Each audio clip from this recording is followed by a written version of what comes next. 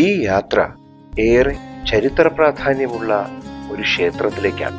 ഏതാണ്ട് 1500 വർഷം പഴക്കമുള്ള പുല്ലൂർക്കോണം ശ്രീ ഭഗവതി ക്ഷേത്രം.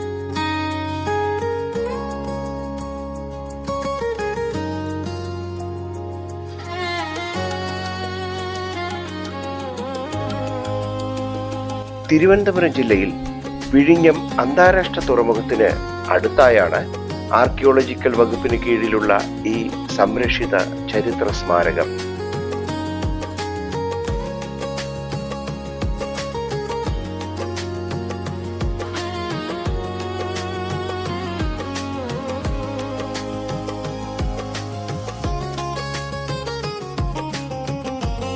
പ്രധാന ശ്രീകോവിലിനുള്ളിൽ ദേവിയുടെ 7 ഭാവങ്ങളാണ് പ്രതിഷ്ഠിക്കപ്പെട്ടിരിക്കുന്നത്. ഒപ്പം പടിഞ്ഞാറ് ദിക്കിലേക്ക് നോക്കിയിരിക്കുന്ന ഗണപതിയെയും കാണാം. വൈഷ്ണവിക്ക് ഏറെ പ്രാധാന്യമുള്ള ഈ ക്ഷേത്രത്തിൽ തുല്യ പ്രാധാന്യത്തോടെ ശിവനെയും ആരാധിക്കുന്നു.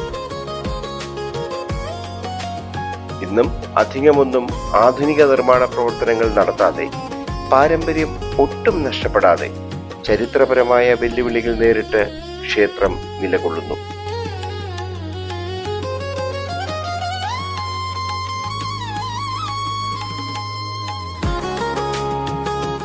ഏഴു ദേവിമാർ ഉണ്ടാകയാൽ സപ്തമാതൃക്ഷേത്രം എന്നും ഇവിടം അറിയപ്പെടുന്നു.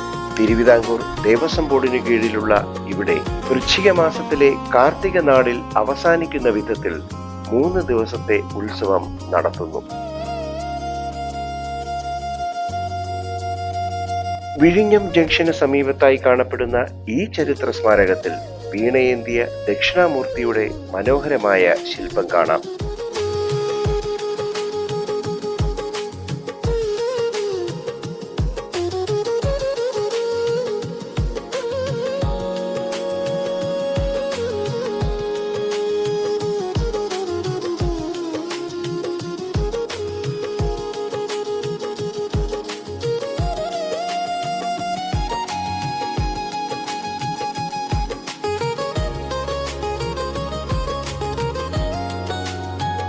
പല്ലവ രാജാക്കന്മാരുടെ കാലത്ത് പൂജാതി കർമ്മങ്ങൾ നടന്ന ഈ ഒറ്റക്കൽ ക്ഷേത്രത്തിൽ ഇന്ന് ധാരാളം കാഴ്ചക്കാർ എത്തുന്നുണ്ട്.